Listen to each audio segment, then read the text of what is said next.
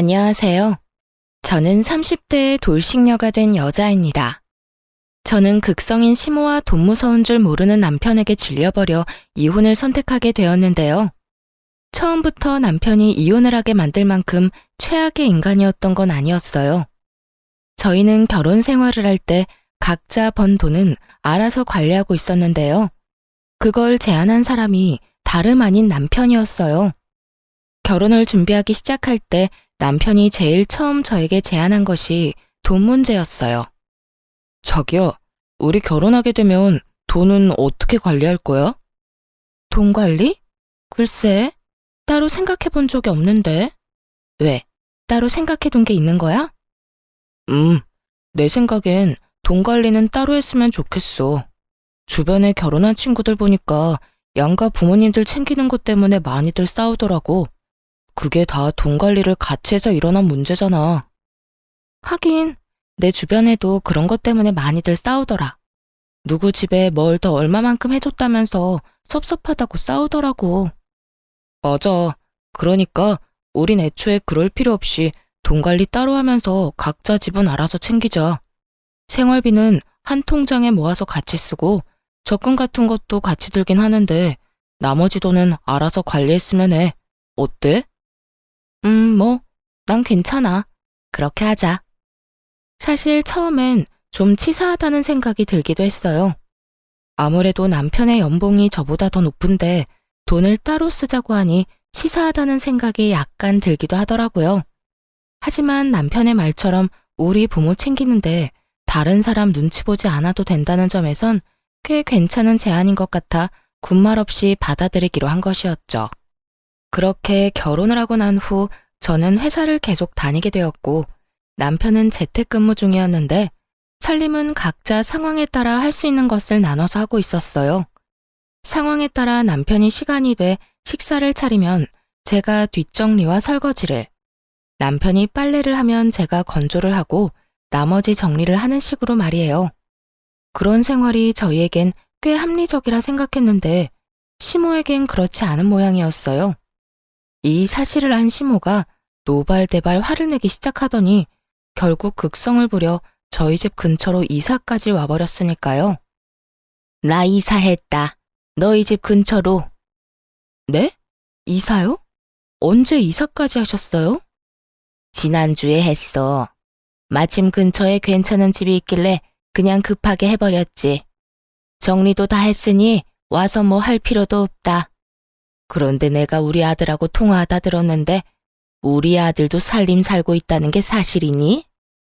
네, 아무래도 저도 회사에 다니니 저 혼자 다 하긴 무리여서요. 그래서 각자 할 수 있는 만큼 나눠서 하고 있어요. 요즘은 맞벌이 해야 먹고 산다고 하니 내가 네가 일하러 다니는 것까진 별말 안 한다마는 아무리 그래도 그렇지 어떻게 남편한테 집안일을 시킬 수가 있어?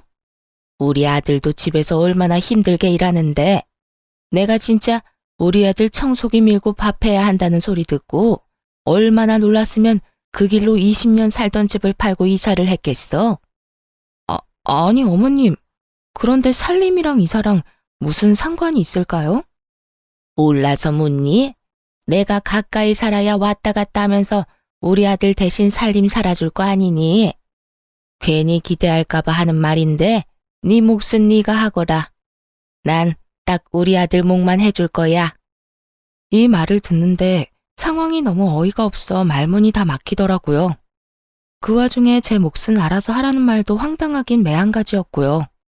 그날 이후 시모는 저희 집으로 가며 살림을 살기 시작했고 그와 동시에 저에게 향하는 잔소리도 시작되었죠.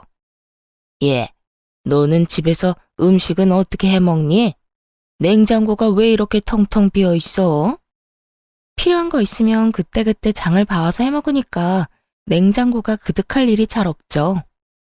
아무리 그래도 이게 뭐니 이게. 냉장고가 든든해야 마음이 편한 법인데.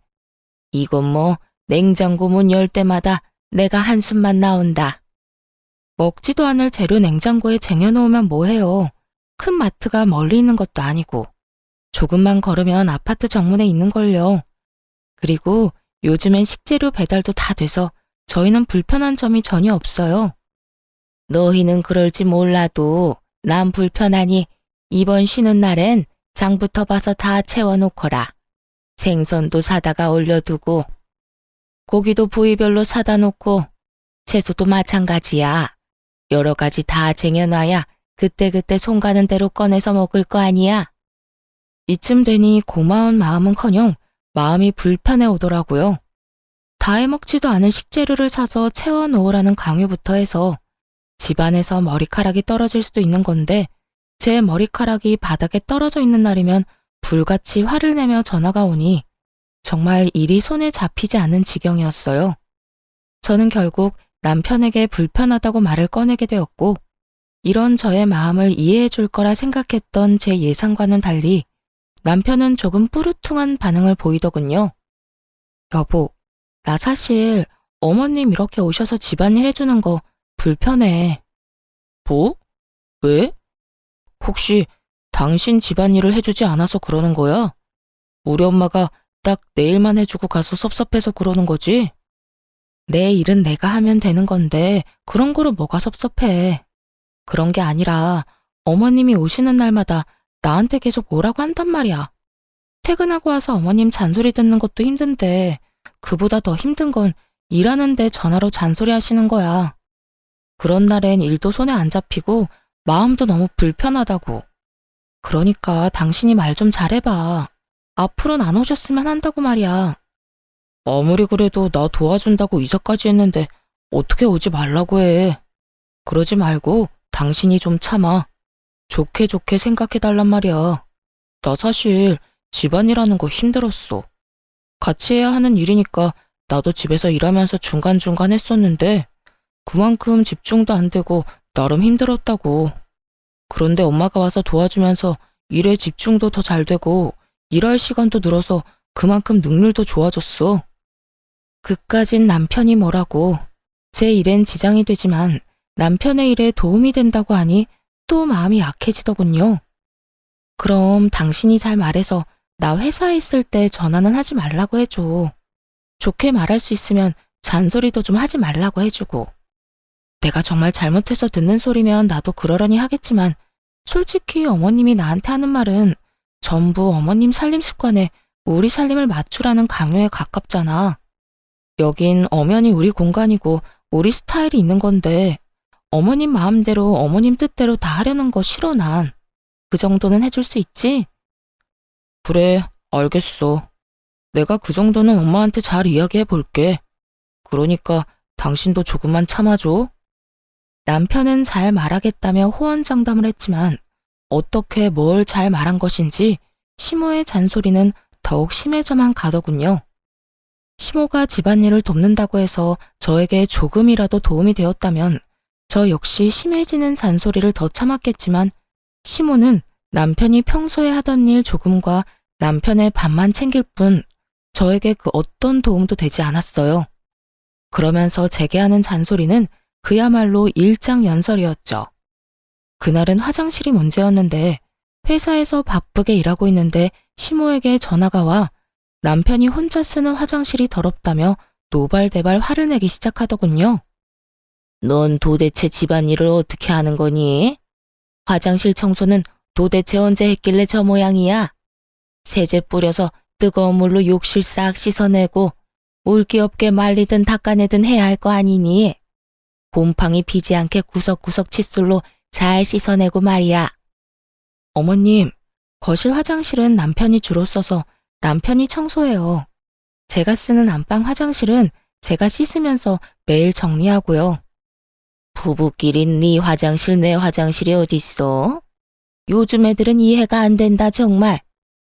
처음에는 구분 없이 썼는데 남편이 자기가 화장실 오래 쓴다고 아무래도 불편하니까 따로 쓰자고 하더라고요.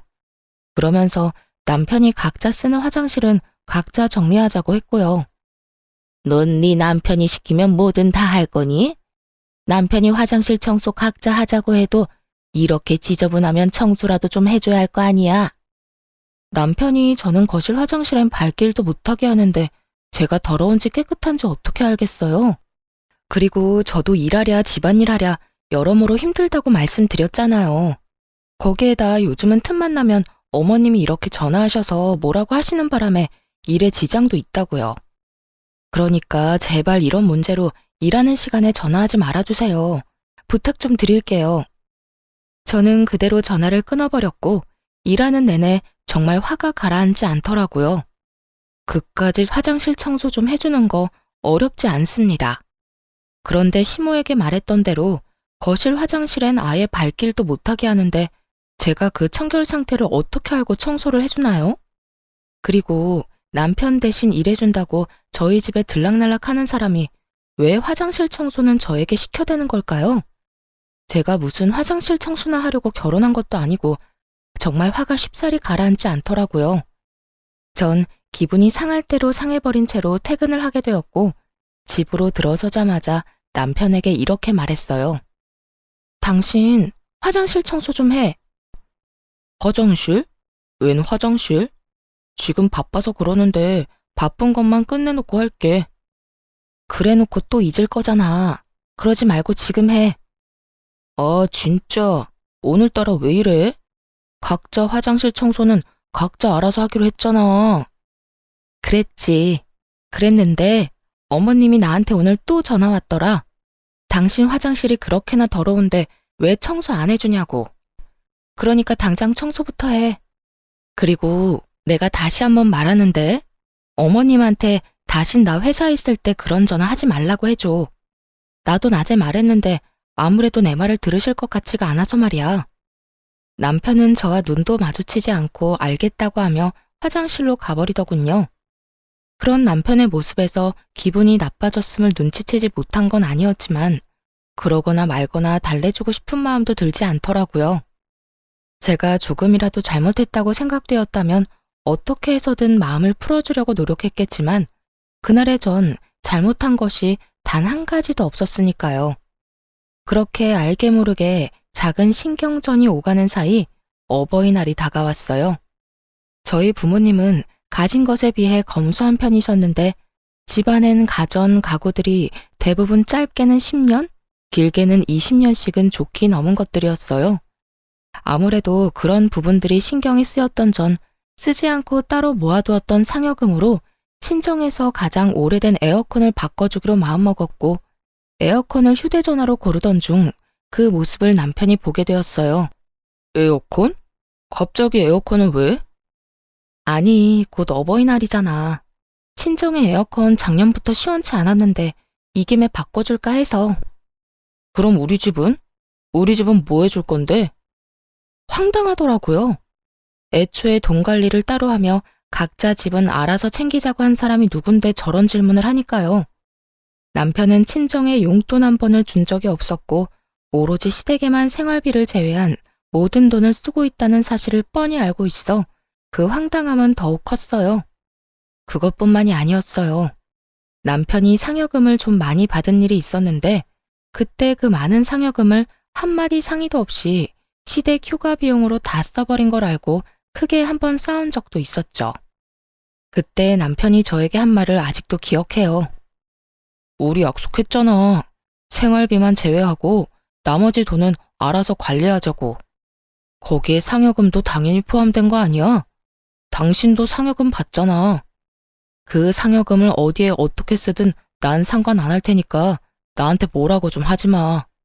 다시 한번 말하는데 내 돈은 내 돈이고 당신 돈은 당신 돈이야. 각자 돈으로 효도는 알아서 하자고. 이랬던 사람이 이제 와서 제 상여금으로 시댁을 챙기려고 하니 황당할 수밖에 없는 상황이었죠. 남편은 기대에 찬 눈으로 저를 보고 있었고 전 그런 남편을 한번 흘겨보곤 이렇게 말해주었어요. 잊었어? 각자 돈으로 효도는 알아서 하자며. 이 말도 내가 아닌 당신이 한 말이야. 그래놓고 이제 와서 왜 이래? 그건 당신이 고작해야 용돈이나 드릴 줄 알고 그랬던 거지. 이렇게 비싼 가전 사주는 줄 알았다면 애초에 그런 말을 했겠어. 그러지 말고 우리 집에도 에어컨 좀 사드리자. 우리 집 에어컨도 오래돼서 시원한 바람도 제대로 안 나온단 말이야. 아니면 에어컨 비용만큼 용돈을 드리든지. 그렇게 주고 싶으면 당신 돈으로 줘. 그 많은 상여금으로 어머님, 아버님 여행 보내드릴 때는 나보고 그렇게 뭐라고 하더니 이제 와서 이러고 싶어? 말이 나왔으니까 하는 말인데 당신 나랑 결혼하고 우리 부모님 용돈이나 준 적 있어? 각자 집 알아서 챙기자는 핑계로 용돈 한 번 준 적도 없으면서 그런 말하기 부끄럽지도 않아? 뭘 그런 것까지 따지고 드냐? 그래, 알겠어. 우리 집은 내 돈으로 내가 알아서 챙길 테니까 나중에 당신 나한테 뭐라고 하지나 마. 왜 이렇게 비싼 거 해줬냐고 따지고 들지나 말라고. 다 알겠으니까 나한테 피해나 주지 마. 나한테 아무 피해 안 주면 내가 왜 뭐라고 하겠어? 그래? 알겠어. 어디 두고 보자. 그렇게 감정이 상해버린 채 저는 친정에만 에어컨을 장만해드리게 되었고 며칠 뒤 시모 역시 생각지도 못했던 고가의 선물을 받았다는 사실을 알게 되었습니다. 그날은 퇴근이 좀 빨랐던 날인데 집에 돌아가니 그때까지 시모가 집에 있더라고요. 들어가자마자 시모가 손에 쥐고 있던 청소기를 제 손에 쥐어주며 청소나 하고 있으라며 자긴 이만 가보겠다고 가방을 챙기더군요. 그런데 시모가 챙긴 그 가방이 1,000만 원 가까이 하는 명품 가방으로 전에는 못 보던 것이었어요. 저는 설마 하는 마음으로 시모의 가방을 멍하니 보고 있자 시모가 흐뭇한 미소를 보이며 이렇게 말하더군요. 네가 봐도 너무 예쁘지 않니? 이번 어버이날 선물로 우리 아들이 사준 선물이란다. 우리 아들 통도 크지? 아빠한텐 명품 재킷, 엄마한텐 명품 가방. 요즘 우리 아들 덕에 내가 밥을 안 먹어도 배가 부르다니까. 그걸 제 남편이 사드렸다고요? 아버님 재킷까지요? 그래. 내 아들이 이번 어버이날 선물로 사줬다니까. 친구들도 그런 효자가 또 없다면서 부러워들 하는데 내가 아주 어깨가 하늘에 닿을 정도라니까. 하여튼 너도 왔으니 나는 이만 가마. 청소기나 좀 돌리려무나. 시모가 돌아가고 난 후 아무리 생각해봐도 남편에게 그런 큰 돈이 나올 곳이 없더라고요. 그래서 전 돈의 출처에 대해 물어보기 시작했어요. 도대체 돈이 어디서 나서 저렇게 큰 선물을 사드린 거야? 당신 상여금 받는 지도 얼마 안 됐고 보너스 나올 때도 아니잖아. 어디서 나오긴. 우리 아기 낳으면 쓰려고 모으던 적금 깼지. 아무렇지도 않게 당연하다는 듯 남편 명의로 했던 함께 모은 적금을 해지했다고 하는데 정말 기가 막히더라고요. 그것도 저희의 2세를 위해 준비했던 적금을 말이죠. 당신 제정신이야? 지금 적금 깼다는 말이 그렇게 아무렇지 않게 나와? 그건 우리 공동돈인데 그걸 왜 당신 마음대로 손을 대? 그러면 어떻게 해? 필요한 거 뭐 있냐고 여쭤보니 옷이랑 가방이 필요하다는데 그저 그런 걸 사줄 수는 없잖아. 그렇다고 우리 아기를 위해 준비한 돈에 손을 대는 건 아니지. 당신이 무슨 자격으로 그것도 상의 한마디도 없이. 내가 왜 자격이 없어? 거기엔 엄연히 내 돈도 절반 들어가 있다고. 당신 돈은 몇백 쓰지도 않았으니까 걱정하지 마. 다 돌려줄 테니까. 진짜 저번부터 당신 진짜 치사한 거 알아? 그거 얼마나 한다고 이 난리인지 모르겠네. 내가 이상한 데 쓴다고 그런 것도 아니고. 부모님께 좋은 선물 좀 사드리겠다고 그런 건데 이게 그렇게까지 화낼 일이야? 남편은 오히려 저에게 더 큰 화를 내고 있었고 그런 남편의 모습에 참을 수 없어 소리를 질러버렸어요. 부모님께 좋은 선물 사드리는 거 좋지. 그런데 그것도 형편껏 능력 되는 선에서 해드려야 하는 거 아니야? 돈도 없으면서 부부 적금을 깨면서까지 선물 사드리는 건 아니지.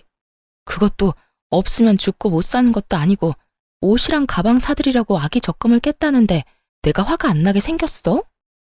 그래서 돌려준다잖아. 당신 돈은 땡전 한 푼 안 빼놓고 다시 돌려줄 테니까 그만 좀 뭐라고 해. 적금도 앞으로는 각자 알아서 들기로 하자. 아기 적금도 아기 생기면 들기 시작하든지 하고. 하여튼 그런 걸로 하고 더는 나한테 뭐라고 하지 마. 그래, 내 돈은 한 푼도 빼놓지 말고 그대로 다 돌려주고 당신이 쓰고 남은 돈은 지금 당장 입금해. 그리고 앞으로 더 확실히 당신 돈은 당신 돈, 내 돈은 내 돈으로 딱 선 지켜서 지내보자고. 그래, 나도 바라던 바야. 남편은 끝까지 큰 소리를 쳤고 쓰고 남은 돈을 입금을 해주었지만 남편이 쓴 돈은 결국 돌려주지 않더라고요. 그 후 돈도 돈이지만 남편에 대한 믿음 자체가 사라지고 있었어요. 이토록 대책 없이 시댁만을 챙기는 사람인 줄은 몰랐는데 남편의 이런 모습을 보니 모르긴 몰라도 이제부터가 시작이란 생각을 지울 수가 없더라고요. 그렇게 생각지도 못한 남편의 모습에 고민이 깊어지는 사이 이젠 시모까지 나서서 저를 괴롭히기 시작하더군요. 이때껏 있었던 잔소리들도 가끔 도가 지나치다는 생각이 들 때도 있긴 했지만 참을 만했기에 참았던 것이었어요. 하지만 남편이 도대체 뭐라고 한 것인지 시모의 잔소리와 괴롭힘은 점점 선을 넘고 있었어요. 그날은 퇴근을 한 후 집으로 돌아갔더니 시모가 씩씩거리며 저를 기다리고 있더라고요. 무슨 일로 저렇게까지 화가 났나 하는 마음에 시모의 눈치를 살피며 집으로 들어서니 시모가 득달같이 화를 내며 따지고 들더군요. 여자가 돈 좀 번다고 집에서 큰 소리 치는 거 아니다. 너만 돈 버니? 우리 아들도 돈 벌어. 아니, 갑자기 그게 무슨 말씀이세요? 제가 무슨 큰 소리를 쳐요. 네가 큰 소리 쳤다며. 우리 아들이 너희가 모은 돈으로 우리 선물 좀 사줬다고 노발대발 목에 핏대까지 세워대며 화냈다는 말 다 들었어. 네가 기를 그렇게나 죽여대는데 우리 아들이 어디 바깥 일이나 제대로 하겠니? 어디 하늘 같은 남편을 그깟 돈 때문에 쥐잡듯이 잡아? 혹시나 우리 아들 일 잘못되면 다 네 탓이다. 알겠니? 며칠간 전화가 심하다 싶을 만큼 온다 싶었더니 그 이유가 따로 있었더라고요. 대책만 없는 줄 알았던 남편은 입까지 싼 놈이었고 그새 시모에게 저희가 싸운 이야기를 다 전했던 것이었죠. 웬만하면 모든 상황을 좋게 넘기고 싶어 심하게 대하고 싶지 않았는데 도저히 더는 참으면 안 되겠다 싶더라고요. 그래서 전 시모와 함께 언성을 높이며 하고 싶었던 말을 다 쏟아냈어요. 그러면 제가 참고만 있었어야 했나요? 다른 것도 아닌 저희가 2세가 생기면 저희 아기를 위해 쓸 돈이었어요. 그때 돼서 돈이 없어서 애한테 아끼면서 살고 싶지 않아서 쪼개고 쪼개서 같이 모은 돈이라고요, 그 돈이. 근데 그걸 어머님, 아버님 선물 사줬다고 하는데 제가 가만히 있어야 해요? 가만히 있어야지. 우리 아들이 허튼 데 쓴 것도 아니고 다 우리한테 효도하느라 쓴 돈인데 그걸 가지고 왜 뭐라고 하니? 말이야 바른 말이라고. 생기지도 않은 애보다 낳아준 부모가 먼저 아니야? 부모 좋죠. 그런데 효자 노릇도 그 정도가 있지. 당장 형편도 안 되는데 그런 큰 선물을 했다고 하니 제가 화가 안 나겠어요? 심지어 가방이나 옷이 없다고 죽는 것도 아니고 그저 사치품일 뿐이잖아요. 그러는 네 친정은 에어컨 없으면 죽는다니? 너도 네 친정에 에어컨 해줬다며? 넌 에어컨 살 때 우리 아들한테 물어는 봤니? 시모는 이때다 싶었는지 제가 친정에 사들인 에어컨을 걸고 넘어지더군요. 그 말을 듣는 저는 분노는 더더욱 커져만 가고 있었죠. 어머님, 무언가 크게 잘못 알고 있으신가 본데 그 에어컨은 제가 번 제 돈으로 샀어요. 그 에어컨에 남편 돈은 10원짜리 한 푼도 안 들어갔다고요. 그런데 가방이랑 옷은 아니잖아요. 제 돈도 들어갔을 뿐더러 저한테 한마디 상의도 하지 않았다고요. 애초에 자기 부모 자기가 챙기자고 한 사람도 남편인데 저한테 상의도 하지 않고 그 큰 선물을 같이 든 적금까지 깨면서 샀을 땐 그 정도 잔소리는 먹을 각오하고 샀어야 하는 거 아닌가요? 뭐? 아무리 각자 집은 각자 챙기기로 했어도 네가 이제 우리 집에 시집을 왔으면 우리가 네 부모와 마찬가지인데 네가 시집 와서 우리한테 뭐 해준 게 있니? 기껏해야 명절이나 생일 때 용돈 몇 푼 준 거 말고 큰 선물 준 적도 없잖아. 그냥 우리 아들이 산 선물에 네 성의도 조금 보탰다고 생각하면 너도 나도 좋을 텐데 그걸 트집 잡아서 우리 아들 기나 죽이고 시어미한테 눈 똑바로 뜨고 대들기나 하고. 어머님, 말씀 잘하셨네요. 저는 명절 생신 때 용돈이라도 챙겨드렸죠. 어머님 아들은 저희 부모님한테 이날이 때껏 1,000원짜리 한 장 준 적이 없어요. 그런데 왜 저만 시댁을 챙겨야 하나요? 어머님 같으면 시댁 챙길 마음이 들겠어요? 제 이야기를 들은 시모는 놀란 눈치더군요. 그랬겠죠. 자기 아들이 이날 이때껏 장인어른 장모님께 땡전 한 푼 준 적이 없다는 걸 꿈에도 몰랐을 테니까요. 거기에다 파렴치한 남편과는 달리 저는 예의상 명절이나 생신 때는 용돈이라도 조금씩 챙겨드렸으니 더 할 말이 없는 상황이었죠. 시모는 말없이 남편을 재빠르게 노려보았고 남편은 시모의 눈치를 살피다 그 눈빛을 외면해버리더군요.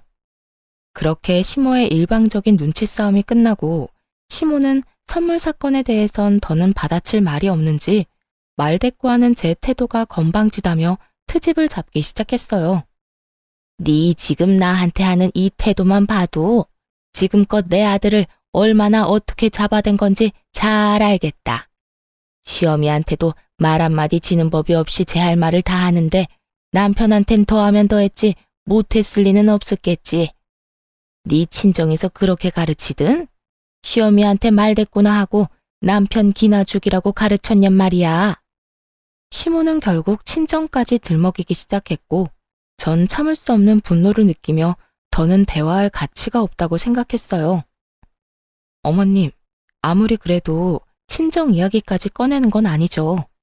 그런 말 하려거든 당장 나가주세요. 저는 그런 말까지 들으면서 어머님이랑 대화하고 싶지 않아요. 뭐야? 너 지금 날 내쫓고 있는 거니? 네, 내쫓고 있는 거 맞아요. 아무리 어머님이라도 제 친정을 그런 식으로 말하는 건 듣고 싶지 않으니까요. 제가 도대체 뭘 잘못했다고 그런 말까지 들어야 하나요? 애초에 잘못해놓고 도리어 큰 소리 낸 건 남편이라고요. 기가 죽었다고요? 기 죽은 사람이 저한테 그렇게 큰 소리 떵떵 치면서 할 말 못할 말 다 했대요. 만약 남편이 미안하다는 말 한마디만 했어도 저도 이렇게까지 화가 나진 않았을 거예요. 적어도 미안한 기색이라도 내비쳤다면 이렇게까진 하지 않았을 거라고요. 저는 그야말로 울분을 토해냈고 가만히 듣고 있던 남편이 발끈하며 저에게 화를 내기 시작하더군요. 내가 뭘 잘못했다고 당신한테 사과까지 해야 하는 건데. 말했잖아. 당신 돈 몇백밖에 안 썼다고. 돈 몇백 가지고 우리 엄마를 이렇게 집에서 내쫓을 일이야? 내가 지금 단지 돈 때문에 이러는 것 같아? 어머님이 선을 넘은 말을 하시잖아. 그리고 돈 몇백은 적은 돈이야? 적은 돈은 아니더라도 많은 돈도 아니잖아. 당신이 돈 몇백 없으면 죽는 것도 아니고 그걸로 이렇게 쪼잔하게 굴어야겠어? 그리고 엄마가 못할 말을 한 것도 없는 것 같은데 당신이 너무 예민하게 구는 것 같다고. 내가 당신한테 당신은 당신 집에서 뭘 어떻게 배웠길래 그렇게 대책 없이 돈을 써대냐고 하면 당신 같으면 기분이 좋을 것 같아? 그리고 그렇게 많지도 않은 돈 몇백은 왜 이제껏 안 주는데? 그딴 말할 거면 내 돈이나 다 내놓고 말하고 어머님은 이만 좀 가주세요. 여기서 더 아들이랑 며느리 싸우게 만들고 싶지 않으면요. 저는 다시 한번 시모에게 나가라고 했고 시모 역시 더는 싸우는 꼴을 보고 싶지 않았는지 집을 나가버리더라고요. 그런 시모의 뒷모습을 보며 입만 산 남편은 저를 쏘아보며 이렇게 말하더군요. 그까짓 돈 내일 당장 돌려주면 될 거 아니야.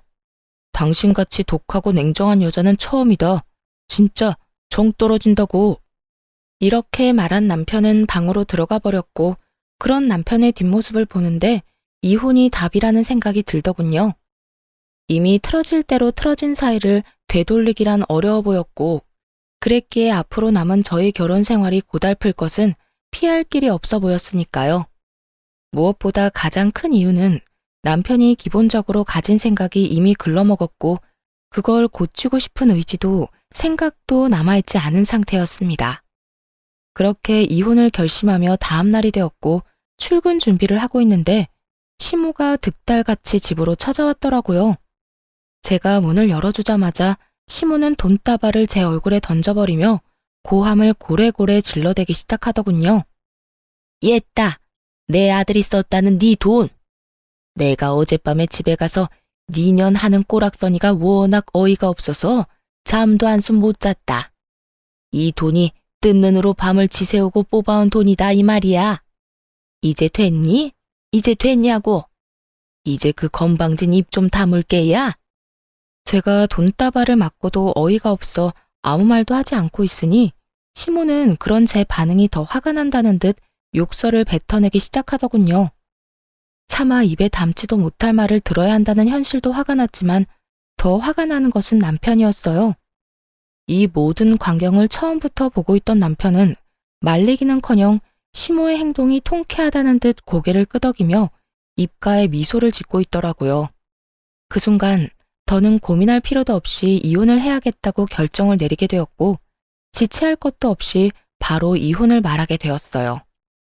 이렇게까지 저를 싫어하는지는 또 몰랐네요. 그냥 저 이혼할게요. 저도 저한테 이렇게 막대하는 사람이랑은 더 가족으로 엮이고 싶지도 않아서요. 뭐? 이혼? 너 내가 욕 좀 했다고 이혼한다고 하는 거니? 욕만 하셨어요? 지금 저 돈 싸대기도 맞았잖아요. 거기에다 그렇게 소중하고 자랑스러운 어머님 아들, 지금 빈털털이 거지예요. 사람 힘들 때 버리는 거 아닌 것 같아서 참고 또 참고 있었는데 어머님이 이렇게 이혼 결심하게 해주니 어쩌겠어요. 그래요.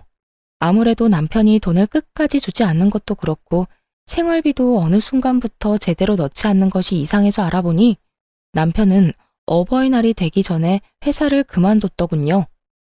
그간 조금씩 모아둔 돈으로 집에서 온라인 사업을 한다고 설치고 있었고 이것저것 손댄 것마다 망한 듯 하더라고요. 거기에다 온라인을 통해 사업 노하우를 알려준다는 사기까지 당해 그나마 있던 돈까지 싹 다 날리고 빚까지 생긴 상태였죠. 그런 상황에서 시모 시부의 선물을 샀다는 것도 화가 나긴 했지만 사랑하는 남자였기에 기죽이고 싶지 않아 모른 척하며 먼저 이야기를 꺼내주길 기다렸던 것이었어요. 그런데 시모와 남편이 이렇게 합심해 제 심기를 계속해서 건드리니 더는 참을 수가 없지 않겠어요. 그제야 모든 사실을 안 시모는 이 모든 게 사실이냐며 남편에게 묻기 시작했어요. 너 이 말이 다 사실이야? 돈도 다 날리고 빚까지 있단 말이 사실이냐고? 그게 난 다 잘해보려고 그러다가 그게 생각보다 힘들더라고요. 모은 돈만 다 날리고 끝내려고 했는데 노하우를 기가 막히게 알려준다는 사람이 있어서 거기에 돈을 주다 보니까 빚까지 생겨버렸어요. 아니, 그런데 당신은 어떻게 한 거야? 왜 알면서 아무 말도 안 한 거야? 왜겠어? 당신 엄마 말처럼 기죽이기 싫어서 모른 척 해준 거지. 아, 됐어. 말해봤자 입 아프고 지금 그게 중요한 것도 아니지 않아? 내가 이혼하자는 말은 못 들었니? 우리 이혼하자고. 난 더는 당신 같은 인간이랑도 못 살고 당신 엄마한테 이딴 취급이나 받으면서도 못 살아. 그러니까 당장 이혼해. 당신 아무리 화가 났다고 해도 이혼하자는 말을 그렇게 하면 안 되지. 이혼이 장난이야? 이까지 일로 이혼하게? 넌 지금 이게 장난으로 보여? 난 지금 그 어느 순간보다 진심이야. 이혼해 우리. 남편은 여전히 제 말을 어깃장쯤으로 여기고 있는 반면에 시모는 제 말이 진심이란 걸 알아채는지 그제야 저를 달래려고 애쓰더라고요. 예, 이런 일로 이혼은 무슨 이혼이니? 내가 돈 던진 건 사과하마. 나도 오죽했으면 이 아침부터 찾아와서 그런 짓을 했겠니? 어제는 네가 나한테 너무 심하게 말대꾸를 하지 않았니? 그렇다 보니 내가 너무 흥분한 상태에서 잠도 못 자다 보니 정신이 잠시 어떻게 됐었나 보구나. 그러니 네가 넓은 마음으로 이해 좀 하려무나. 이제 와서요? 돈 던지고 화내고 욕하고 할 건 다 해놓고 이제 와서 사과요? 사과로 모든 문제가 다 해결될 것 같으면 경찰은 왜 있는 걸까요? 무심코 던진 돌에 개구리는 맞아 죽는 법이에요. 저는 이미 어머님의 말에 상처받았고 그건 그 어떤 말로도 말끔히 씻길 것 같진 않네요.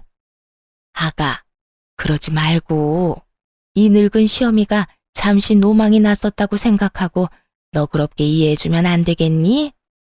이렇듯 시모는 어떻게 해서든 저를 달래보려고 애쓰는데 남편은 그런 시모의 앞을 막아서서 저에게 득달같이 화를 내기 시작하더라고요. 아, 됐어. 엄마가 뭘 잘못했다고 그렇게까지 해? 그리고 당신, 우리 엄마가 이렇게 미안하다고 굽히고 들어오면 당신도 적당히 하고 끝내야지. 끝까지 고개 빳빳이 들고 이럴 일이야? 적당히 좀 하란 말이야. 아우, 진짜 정 떨어져. 무직인데다 빚까지 있는 아들이 큰 소리를 치자 시모는 더는 모르겠다는 듯 고개를 절레절레 흔들더니 남편에게 이런 말을 남기고 집을 도망치듯 빠져나가 버리더군요. 아들, 분위기 파악 좀 해. 네 집사람 화 많이 난 것 같으니까 엄마는 이만 가보마. 두 사람이 좋은 쪽으로 이야기 잘 나눠봐. 이렇게 이혼한다고 하면 다들 뭐라고 하겠어? 그러니까 좋게 좋게 이야기 잘 나눠. 시모는 그렇게 집을 도망치듯 나가버렸고 남편은 시모가 던진 돈을 주우며 여전히 상황 파악도 되지 않은 말을 하기 시작했어요. 결국 또 이겨먹었네. 기분 아주 좋겠어. 이렇게 돈까지 생기고 말이야.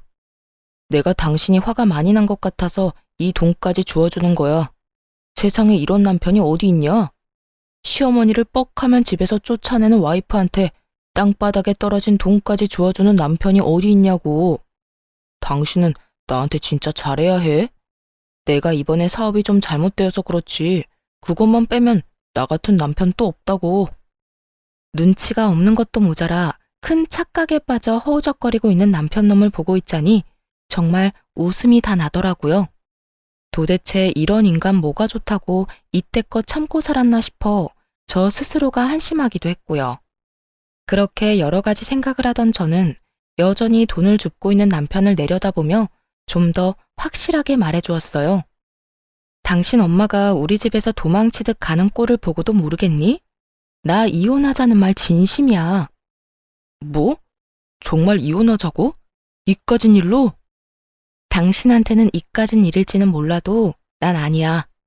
난 당신같이 대책 없이 효자 노릇을 하는 남자도 싫고 당신 엄마처럼 아나무인에 화난다고 욕부터 하는 사람을 내 시어머니로 모시고 싶은 생각도 없어. 그제야 남편은 제 말이 진심이란 걸 알아차린 듯 급하게 무릎을 꿇고 빌기 시작하더군요. 여보, 이러지 마. 내가 당신이랑 어떻게 이혼을 해. 나 당신 없으면 안 되는 거 알잖아. 그렇겠지. 빚은 생겼는데 회사도 그만뒀고 모아둔 돈은 전부 당신 집에 효자 노릇을 한다고 다 써버렸을 테고. 당장 돈 한 푼 없는데 나랑 이혼하면 완전 큰일이겠지. 그런데 어떡하지? 난 당신이랑 이혼한다고 해서 큰일 날 게 하나도 없는데. 그러게, 내가 알면서도 다 모르는 척 해줄 때 진작 잘하지 그랬어. 내가 당신을 조금이라도 사랑하고 조금이라도 불쌍하다고 느낄 때 나한테 조금이라도 잘했다면 내 입에선 이혼하자는 말까진 나오지 않았겠지. 여보, 이러지 마. 내가 정말 잘못했어. 아까 당신이 그렇게 당하는데 지켜만 보고 있었던 것도 엄마가 매번 당신한테 잔소리하면서 뭐라고 할 때 당신 편 못 들어준 것도 미안해. 그리고 당신한테 상의 한마디 없이 적금 깬 것도 미안. 정말 다 미안하니까 제발 나 한 번만 용서해주라, 어? 이제서야 그렇게 미안하다고 빈다고 한들 내 마음에 와닿을 것 같아? 그 진심이라곤 하나도 없는 사과 받아줄 생각 없으니까 이혼이나 준비하고 있어. 난 당신이 뭐라고 하든 무조건 이혼할 거니까 말이야. 전 울고불고 하며 매달리는 남편을 뿌리치고 집을 나와버렸어요. 그 후 이혼만은 안 된다고 끝까지 우겨대는 남편 덕에 소송이 진행되었어요. 가정 파탄의 원인이 철저히 남편의 재산 빼돌림과 시모의 낭비벽으로 인해 일어났고 그걸 입증하는 증거를 전부 제출했죠. 그렇게 시모와 남편에게 위자료를 받고 이혼하게 되었습니다. 이혼하고 난 후 다신 연락을 할 일이 없을 거라 생각했는데 반년쯤 지났을 때 전 남편에게 연락이 오더라고요. 그간 연락 한 통 없었던 전 남편이었던지라 도대체 무슨 일인가 싶어 전화를 받게 되었어요. 여보세요? 무슨 일이야? 여보, 잘 지냈어? 여보는 무슨? 우리 이혼한 거 잊었어? 내 안부가 갑자기 궁금해서 전화했니? 그게 요즘 너무 힘드니까 당신 생각이 나더라. 왜? 그렇게 효자 노릇이 하고 싶어 안달이더니 막상 같이 사니까 힘든가 보네? 나 너무 힘들어. 당신도 알다시피 당신이랑 이혼하기 전에도 빚이 있었는데 당신한테 위자료 주느라 빚을 더 지게 됐거든. 하루하루 대출금은 갚아 나가야 하는데 취업은 잘 안 되고 집에서 프리랜서 일해서 버는 것도 한계가 있고 그래서 엄마한테 가방 좀 팔아서 대출금도 좀 갚고 생활비도 좀 하자고 했는데 엄마가 절대 안 된다면서 난리를 부리더라. 어떻게 된 엄마가 자식이 힘들다는데 그깟 가방이 뭐라고 끌어안고 안 팔려고 하는 건지 이해가 안 돼. 심지어 그거 내 돈으로 사준 가방이잖아. 그랬구나. 당장이라도 전화를 끊어버릴까 하는 마음도 있었지만 무슨 말까지 하려나 싶어 대충 맞장구를 쳐주니 신나서 전시모 욕을 하기 시작하더군요. 오, 나 힘들어. 아니, 말이야 바른 말이라고. 내가 누구 때문에 이혼까지 하게 되고 이렇게 큰 빚까지 지게 됐는데 우리 엄마 정말 너무하지 않아? 엄마뿐인 줄 알아? 아버지도 내가 그렇게 힘들다고 노래를 부르는데도 대출금 한 번을 안 갚아주시더라. 그래서 하고 싶은 말이 뭔데? 그냥 나 후회 많이 하고 있다고. 진작 당신 말 듣고 우리 집 말고 내 가정에 더 신경 쓰면서 살 걸 싶더라. 당신 말이 다 맞았어. 날 진짜로 생각해주고 내 미래에 대해서, 아니, 우리 미래에 대해서 걱정해주는 사람은 당신뿐이었는데 그땐 그걸 왜 몰랐나 몰라. 있는 힘껏 불쌍한 척을 해대던 전 남편 놈은 귀엽고 우는 소리까지 내며 하소연을 하기 시작하더군요. 나 사실 당신이 너무 그리워. 요즘 잠도 제대로 못 자고 밥도 제대로 못 먹어. 그게 내가 그리워서 그렇다고? 아니, 돈은 갚아 나가야 하는데 돈이 없으니까 그렇겠지.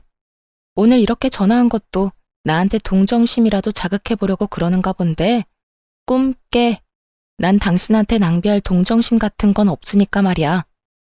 당신은 정말 내가 불쌍하지도 않아? 내가 이렇게까지 반성하고 있다고 하는데? 전혀 불쌍하지도 않고 당신 말이 진심으로 와닿지도 않아. 전 남편은 금방이라도 제가 전화를 끊어버릴 것만 같았는데 급하게 숨겨둔 진심을 꺼내기 시작하더군요. 듣고만 있어도 소름이 끼쳐오는 더러운 속내를 말이죠. 정말 진심이야. 내 속을 꺼내 보여주고 싶을 만큼 진심이라고. 그러니까 그렇게 부정적으로만 보지 말고 다시 한 번만 잘 봐줘. 나 정말 반성 많이 했고 이제 정말 정신 차렸어. 그래서 하는 말인데 우리 다시 잘해보면 안 될까? 나 당신이 조금만 도와주면 빚도 금방 갚을 수 있고 그렇게만 되면 나 다시 일어나는 건 시간 문제야. 당신도 잘 알다시피 내가 회사 다닐 땐 당신보다 연봉도 높았잖아. 내가 재취업만 되면 이제 내 월급은 당신 다 줄게. 약속할 수 있어. 각서라도 쓰라면 쓸게. 난 네 돈 같은 거 필요도 없으니까 재취업돼서 나보다 연봉 많이 받게 되는 날이 오면 그 돈으로 네 빚이나 똑바로 갚고 살아. 신용불량자나 되지 말고. 빚 갚고 남은 돈으로 네 부모님들한테 다시 효자 노릇도 좀 하고. 여보, 그러지 말고 제발. 나 진짜 반성했다니까. 네 반성 따윈 필요 없으니까 애꿎은 사람 그만 괴롭히고 네 인생 너 혼자 잘 살아. 어디 엄한 사람 엮어서 빚을 갚는데 이용하려고 불쌍한 척이야? 한 번만 더 전화하기만 해봐. 스토커로 확 신고해버릴 거야. 그렇게 전화를 끊어버렸고 그 후론 연락이 오는 일은 없었습니다.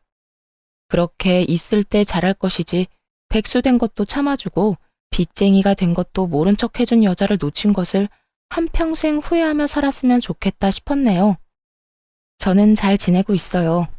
그런 일이 있은 지 1년이란 시간이 지났고 결혼을 하며 포기했던 해외 지사 파견 기회가 와 요즘엔 설렘 반 걱정 반으로 시간을 보내고 있어요.